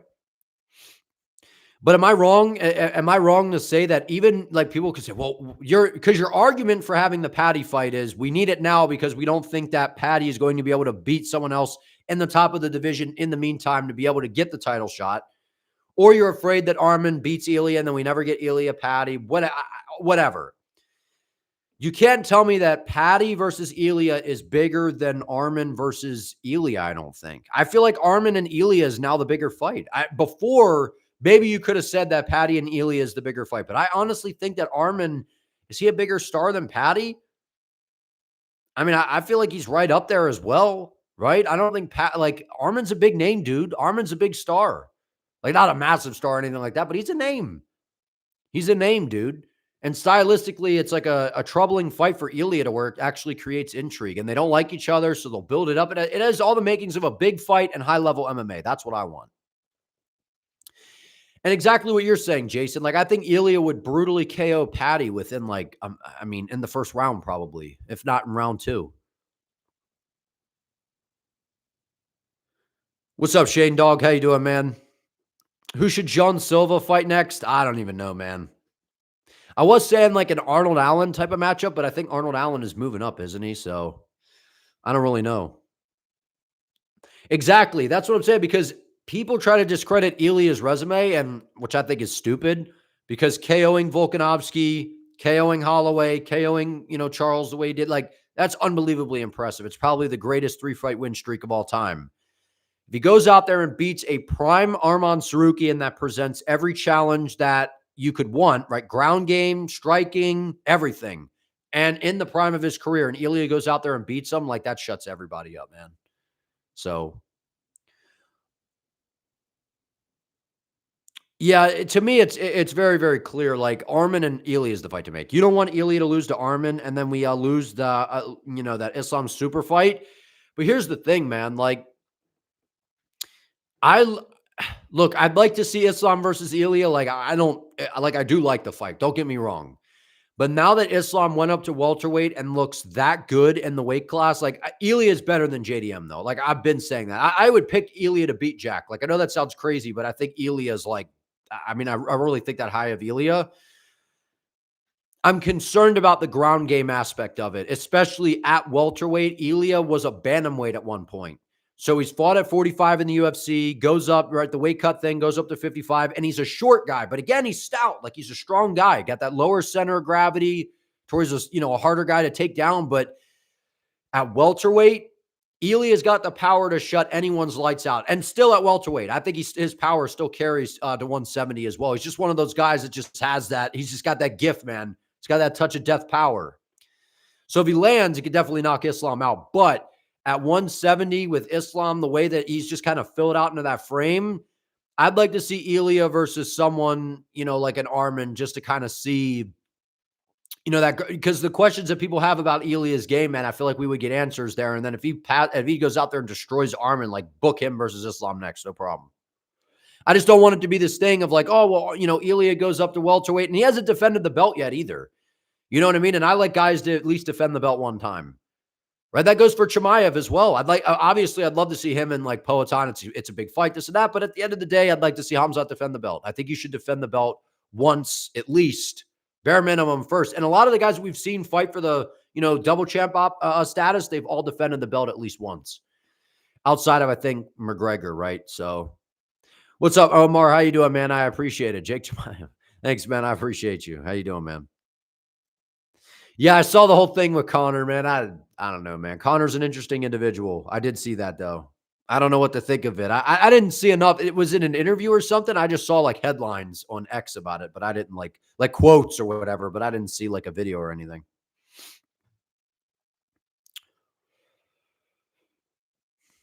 The game plan from Islam's team would be troubling. They'll destroy his legs and take him down and control him. Well, it's interesting because Islam's a southpaw, so attacking the lead leg would be a little bit more difficult, but I think he would throw him to the body, try to bring him upstairs. So a little bit different, but they would have a smart game plan for him. So, but we'll see, man. We'll see. You'd like to see Khamzat fight at least twice. Me too. He should be fighting. All champions, in my opinion, as long as they're able, should be fighting twice a year. That's how I feel. And really, fighters in general, like I feel like twice a year is. I mean, like that to me is like the perfect amount, especially like the bigger name fighters. You think Morales is the easiest fight for Islam at one? I don't know about the easiest, but I mean, I know you. I think you picked Morales to beat Brady too. I picked Morales to KO Brady. His distance management and stuff is great, but I don't know, man. Like Islam's a different beast. He sets up his takedowns completely different than a guy like Brady. And Islam is way better on the feet than Brady. My channel doesn't put them against. What do you mean? What do you mean, man? Ian uses his length to always be on the back foot to hit from far and win points. Islam's best form is to push forward as a wrestler and fish out reactions. He beats Ian with ease. Morales is harder. Well, sometimes Ian, you could argue and say that Ian's footwork and lateral movement, it's going to be harder to get a hold of him. It's that cat and mouse game where you got to chase him down and get a hold of him. So Morales' youth, physicality, and power is dangerous, but he throws wild to where that's going to give Islam even more entry opportunities to get to the takedowns. So Islam's team is smart. They'll fight any one champion now. They literally wanted to move up and fight JDM, which JDM's a great fighter, man. Like, so people are like acting like JDM can't fight all of a sudden. So JDM's very good. Very, very good. It just speaks to the level of the ground game that Islam brings and just his level in general, because he was landing good shots on the feet with those calf kicks, man. What gym do I think has the best game plans? I mean, I think when it comes to, I don't know, dude, to be honest with you. I don't know. I know that Team Habib does a good job, especially with like the main fighters like Usman, Umar, Islam. They've done a really good job, but we've seen good game plans from, a lot of different gyms. So it depends. I don't know. I don't know, man.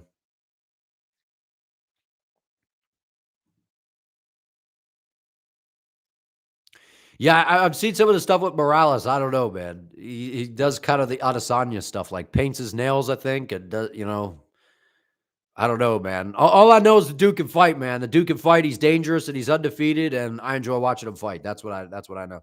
The real question is, does Islam even want to wrestle Morales? Maybe not, man. Maybe not. Ian lost against Shavkat. Ian thinks he could beat Islam. Yeah, I mean, I think Islam beats Garry.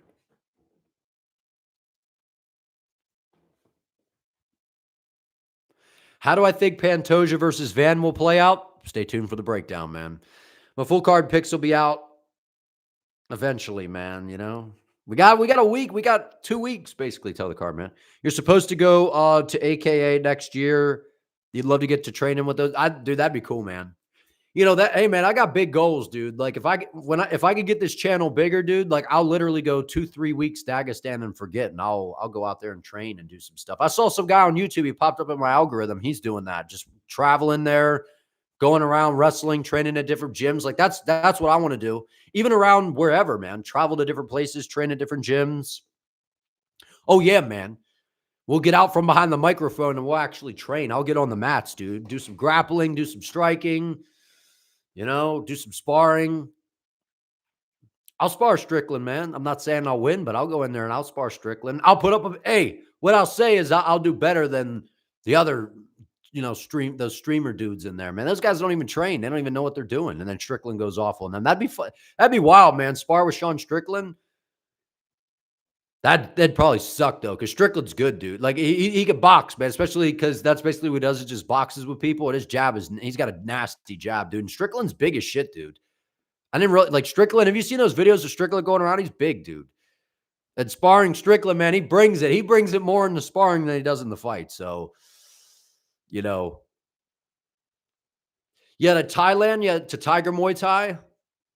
That'd be fun, man. This is the kind of stuff I want to do, man. So as we grow with the channel, I think I set my goal was 20K subscribers, man. And I'll try to go 2-3 weeks Dagestan and forget, man, So, or something like that. I'll travel around and do some different stuff, man. So that's the goal we have.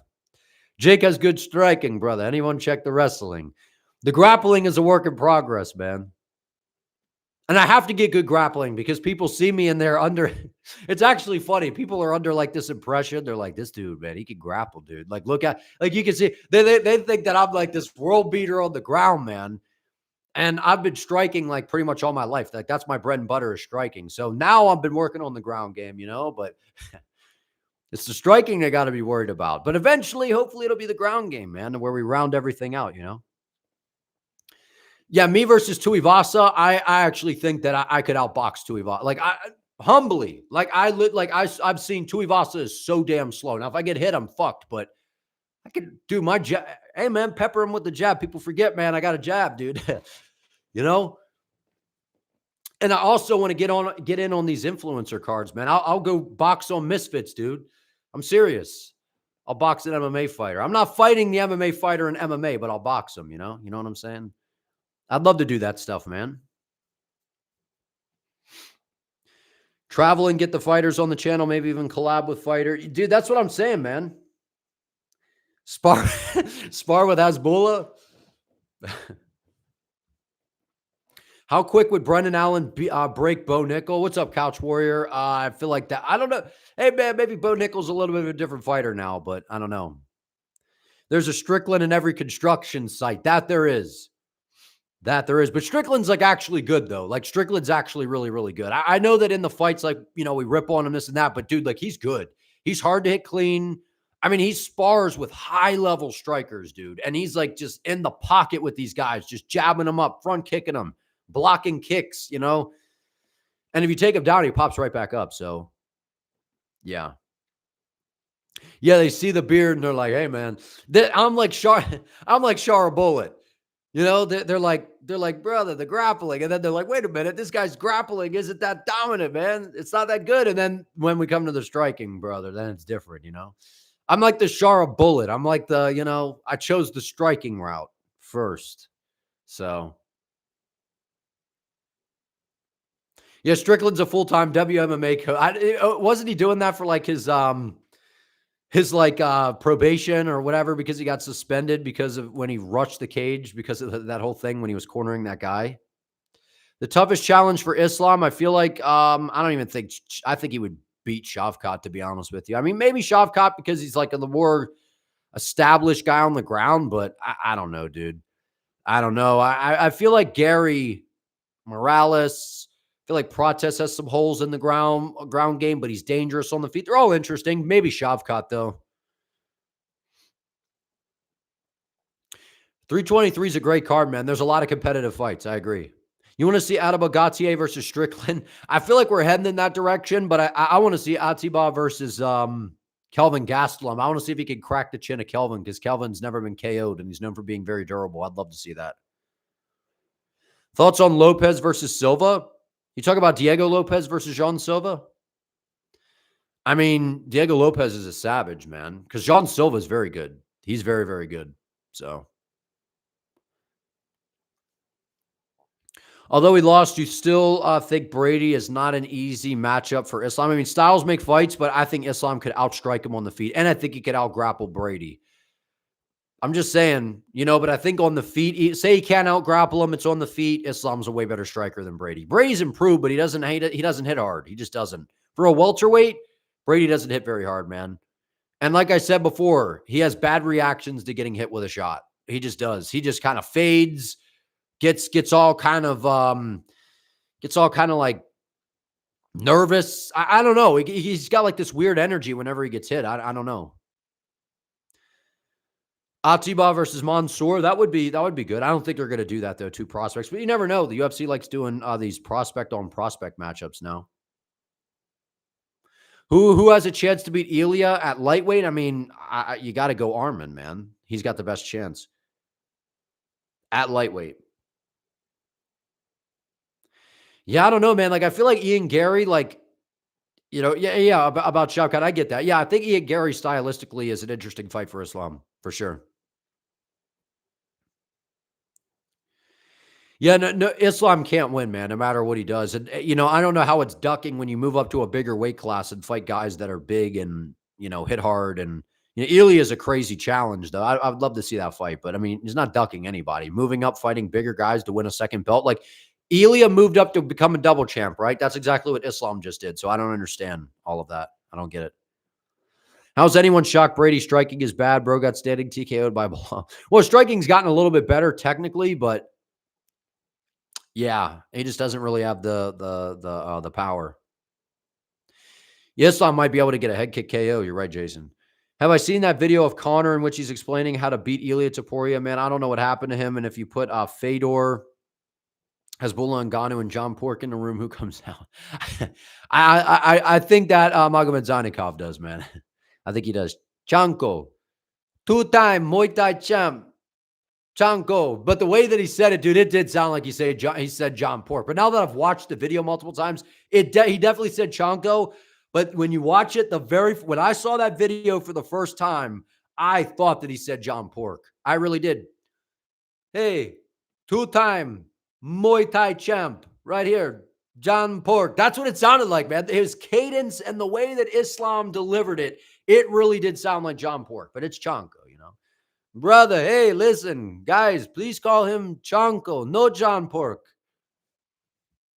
But at the same time, like, literally, Magomed Zanikov has literally became famous because of that.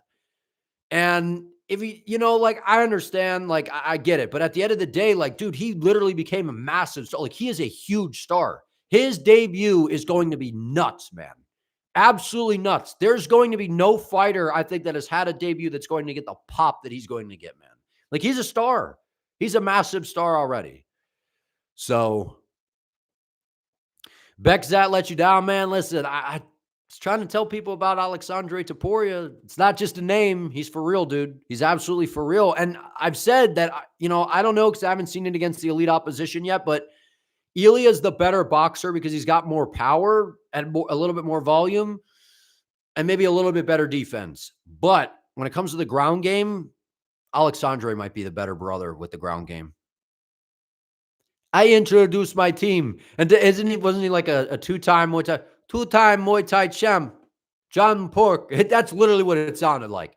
But now that I've watched it so many times, he definitely says Chanko. And yeah, the whole thing with him beating up on Dylan Dennis even made him a bigger star too.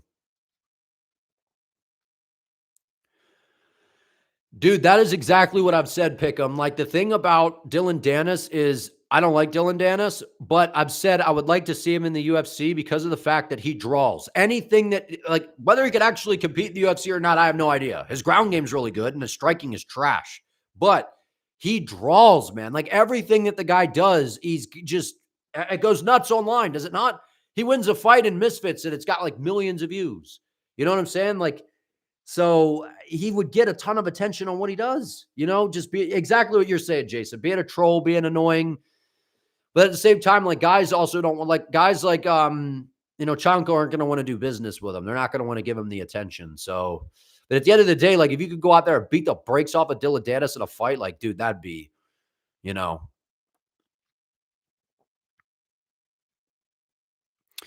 Yeah, Javier Mendez is a very good coach, man. And people have been giving him a lot of shit for some reason. I don't understand that. That's a guy I'd love to have on the channel, man. Talk to Coach Javier Mendez, man. I like him. He's a good striking coach. He's been around for forever, man. People forget, man. Cain Velasquez, Daniel Cormier, the good old golden glory days of AKA, you know? You think Ian beats Shavkat in a rematch? I agree as well. Protest Morales, #1 contender fight. That's what I would like. So I agree with you. Is Arman the best non-champion in the UFC in UFC history? I don't know about history because he's definitely up there though. Because in history, I'd have to have a list of names in front of me of all that. But I think that for sure he's right up there though. No question. Alexandre doesn't have the versatility of Ilia. Really only throws the jab. He doesn't mix to the body. Yeah. So that's what I'm saying. But he is very legit though. Very legit. Double champs, man. Yeah, Daniel Cormier. I mean, Prime Cain was a monster, man. Sometimes I forget how much of a monster Cain was until I flip on the highlights. Like, I know he's a monster. Like, he was, I mean, pressure, cardio, wrestling, power, in your face. Like, literally a nightmare in the heavyweight division. To where I think Cain's style would translate really, really. Would Cain Velasquez be the heavyweight champion right now in the UFC? A prime Cain Velasquez and the heavyweight champion? Would he be the heavyweight champion in the UFC right now? He might be. My most confident picks for 323. You got to stay tuned, man. Those will be dropping soon, man. People say I say man too much, so people forget, man. Watch out, man. If Arman beats Ilia or give him a hard-ass fight, will people finally hop off the Islam duck? Islam didn't duck Ilia, man. Like, he moved up to do the same thing that Ilia was doing, moving up to win a second belt. Yeah, I mean, Alexandre took some shots from Bekzat, but to be fair, Bekzat hurts everybody in all of his fights. So DC would be a heavyweight champ right now. I believe so as well. But a couple more, man, then I'm going to hop off here. I said that a while ago. So we've been on a little longer than I thought I was going to be, man. But this is a good live stream. If you guys could do me a favor, like the stream, I would appreciate it. And if you're new, consider subscribing. I would appreciate it. So like I said, because people have asked a few times, man, I'm still doing some more research, man. I want to, whatever that saying is, dot my O's, cross my T's, dot my I's, cross my T's, whatever it is. Like that you see like the older people. I feel like I hear older people say that, man. You got to be careful. You got to dot your O's and cross your T's. You know what I mean? Dot your I's and cross, not dot your O's. But you know what I mean? You know what I mean, man? I've been putting more research into my predictions. And by the way, we almost swept the card last week. So I'm putting more research into my picks, especially when the fights are close. I got to try to look for the little nuggets that may sway me in one direction. So we'll see. My early prediction for the co-main event has been Pantoja to win that fight. So we'll see if that's changed, man. Because here's the thing. Pantoja is a guy that I have not been picking against, and Van is a guy that I have not been picking against. I've picked Van in every single fight since he's been in the UFC. So, and he only was, let me down one time, which was, lost to Charles Johnson, and that was in round 3. And Charles Johnson's dang good, man. And he has a way of beating these, young prospects that are known for their striking. So it's going to be interesting. I'm excited for that fight. Is Dalby the craziest? Dude, the craziest vet. Yeah, 100%, man. That was nuts. What he just went out there and did to Segui. That pressure. And I was like, what the heck's going on with his game plan here? But it turned out he knew what he was doing. He's like, this guy's going to fade. I'm going to put the pressure on him. So that was actually pretty smart. People are downplaying Tom Aspinall, forgetting Cyril Gane was always a legitimate contender. 100%, man. The expectations for Tom were just sky high, man, considering, the whole John Jones stuff. And then he goes out there and, it was kind of basically being judged off of how Jones beat Gane, more or less, I don't bet, man. I don't bet. So, yeah. Because people have, I don't, because people are like, oh, well, you picked all the favorites, or I don't look at the odds. I just, when I'm on Tapology, it might say, oh, so-and-so's minus whatever. And I don't even understand all that stuff, dude. Like, I'm starting to learn it just because, like, it's in the MMA world. And people, like, I know, like, Pickham's got a channel. He does predictions, and him and, like, MMA experts. And I leave that stuff to them, man. I don't bet, man. That's not. So, But I like to understand the terminology and like educate myself. So like learning like, oh, minus 200 favorite, like, they're the favorite by how, but that's like a 2-1 or whatever. So I don't know, man. So Horiguchi's your new favorite fighter. You're fickle. Hey, man, listen, where have you been? Kyoji Horiguchi's always been that guy. Even when he was in the UFC years ago, dude, I loved watching Horiguchi. And then even outside the UFC and Bellator and Ryzen, he was set. People forget, man. Like I said in my breakdown, I picked Kyoji to win. He was 7-1 in the UFC. His only loss was to Demetrius Johnson for the title. That was it. Yeah, Joshua Van trying to counter box might get him into some trouble. We'll see, man. Ian Garry versus Morales would be interesting. If Pantoja beats Van, should he move up to fight Merab? I mean, if anyone's earned the opportunity to fight for a second belt, it's definitely Pantoja. But by the same token, I think Merab is a disaster for him, man. Like, absolutely a disaster. I feel like that's why he hasn't moved up yet. Merab is a horrible fight for Pantoja. Of course, I'd like to see it, but I feel like Merab would destroy Pantoja, unfortunately. And I love Pantoja, man. I'm just being honest. Stylistically, it's a styles thing. Merab's an animal. What does Pantoja do better than him? Maybe, submission game outside of that. Merab hits harder. His striking, honestly, is probably better. His wrestling is better. He's better at basically everything. And he's stronger. And he's got a crazy gas tank. So all the things that Pantoja weaponizes at flyweight, he would not be able to weaponize, in my opinion, against Merab. But again, we see the lighter guys move up and have success. I don't think it would be one of those cases, though. I think Merab is a horrible matchup for Pantoja. Volkanovski is more skilled overall than JDM. JDM is more striking variety than Volkanovski, but in terms of the ground game, Volkanovski, I've said that even before. Volkanovski is a much better grappler than JDM. He's a harder guy to take down. He's fast. He's elusive. Styles, man. Styles. Well, Pat, you have to remember, though, that fight where Patchy Mix beat Kyoji, that was where that was up at 135 pounds. And that's when Patchy had hype. I sounded like Nate Diaz for a second there. That little, how Nate Diaz does that stuff. Nate Diaz is something, man. He was hating on Islam, dude.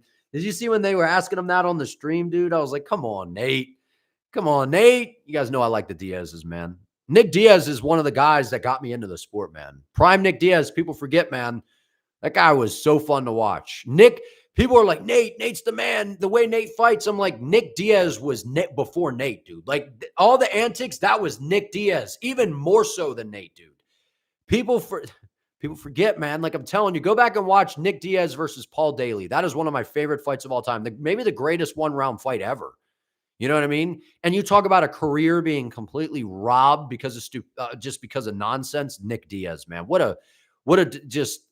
that don't even get me started on that, man. I wanted to see Nick Diaz in his prime on a run in the UFC. That suspension nonsense was insane, dude.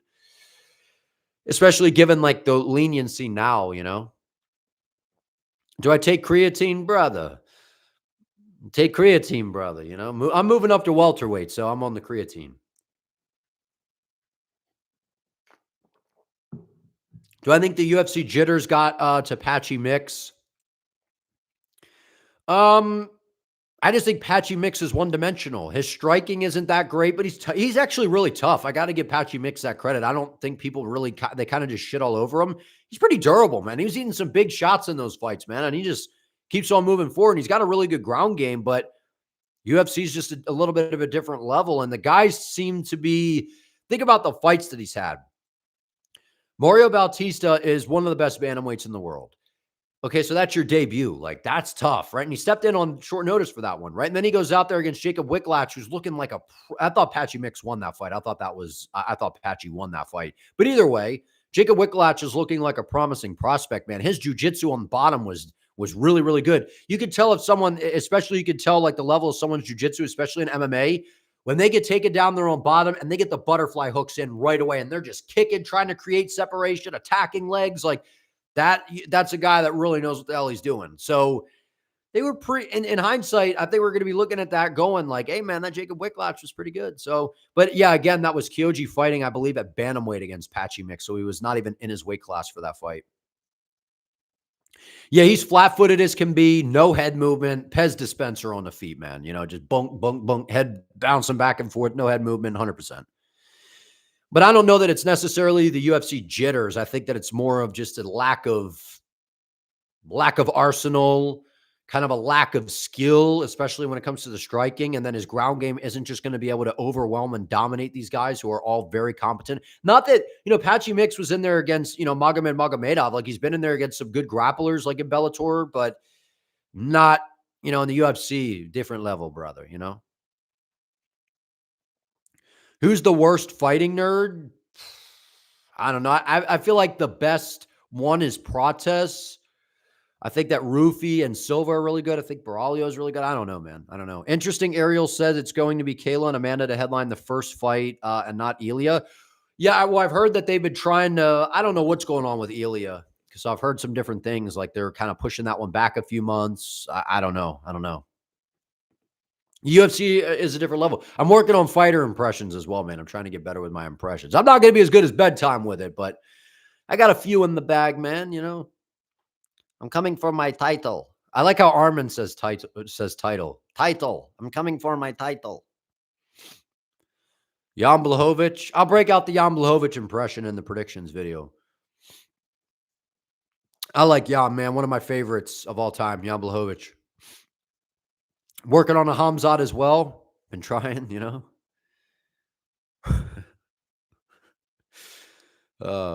Housekeeping. That's funny, dude. That housekeeping thing with Islam is hilarious. But I appreciate everybody popping into today's live stream, man. So I think we talked about everything, If I want to start the great Paramount deal, you can't have Kayla versus Amanda as the headliner. I wouldn't say as the headliner, as the co-main, That'd be a banger. Do Aspinall gone, and then that on there as well. Housekeeping. I know the tone and how he does that, man. Housekeeping. Had to be going around my house, knocking on doors. There were nobody's on the other side, just going, housekeeping. Man, if Jan had more pop in his punches, 100%, man. Piotr Jan's got all the technique, but we're going to talk about Jan and we're going to talk about Jan and Merab this week. So I got a video that we're working on for that. Before I end the stream, I'll say again, I want to fight for the title. That's how I feel like, is that now how Arman says it? I want to fight for the title. First Paramount should be Ilia versus Arman and Gaethje versus Patty. That'd be fun. That'd be great. That would be great. I'd love to see that as well. And then Jan, remember Jan Blachowicz leading into the Poatan fight? I have to test my striking. He's good kickboxer. And then literally shot 5 seconds into the fight. I have to test my striking. Legendary Polish power. I like Jan Blachowicz, man. He's very, very cool. Have you ever noticed how Jan licks his tongue all the time too? He's like moving forward and he's like, Jan's got like a, I don't know, legendary Polish power. Shama.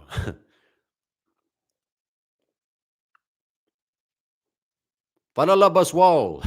I don't speak Portuguese, but bon dia, bon dia. But all right, I'm a hop off here, man. I appreciate you guys hopping on here, and I cannot go with this chocolate Peppa Pig. That's my first shot at a Walter Walker. With this chocolate Peppa Pig.